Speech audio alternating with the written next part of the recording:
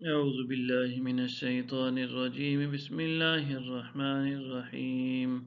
أو كالذي مر على قرية وهي خاوية على عروشها قال أنى يحيي هذه الله بعد موتها فأماته الله 100 عام ثم بعثه قال كم لبثت قال لبثت يوما أو بعد يوم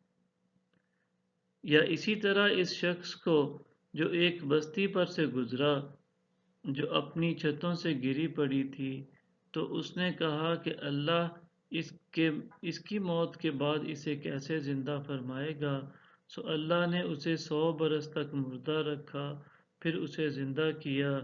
پوچھا تو یہاں کتنی دیر ٹھہرا رہا اس نے کہا میں 1 دن یا 1 دن کا کچھ حصہ ٹھہرا ہوں فرمایا بلکہ تو 100 برس پڑا رہا ہے قال بل لبثت 100 عام فانظر إلى طعامك وشرابك لم يتسنح وانظر إلى حمارك ولنجعلك آية للناس وانظر إلى العظام كيف ننشدها ثم نكسوها لحما فلما تبين له قال أعلم أن الله على كل شيء قدير پس تو اپنے کھانے اور پینے کو دیکھ متغیر بھی نہیں ہوئی اور اب اپنے گدھے کی طرف نظر کر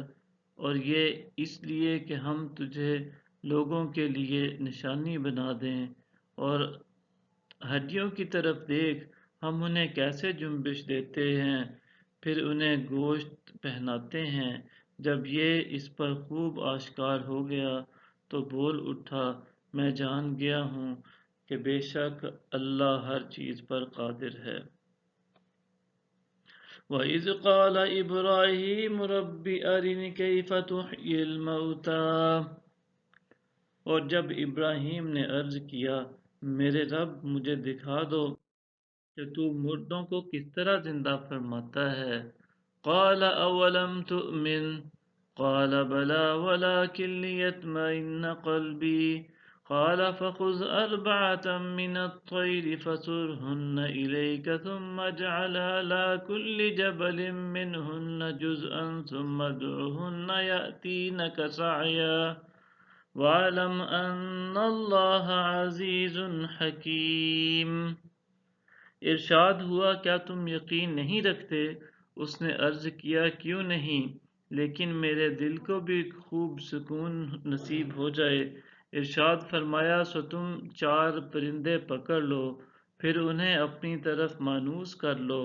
پھر ان کا ایک ایک ٹکڑا ایک ایک پہاڑ پر رکھ دو پھر انہیں بلاؤ وہ تمہارے پاس دوڑتے ہوئے آ جائیں گے اور جان لو کہ یقیناً اللہ بڑا غالب بڑی حکمت والا ہے صدق اللہ العظیم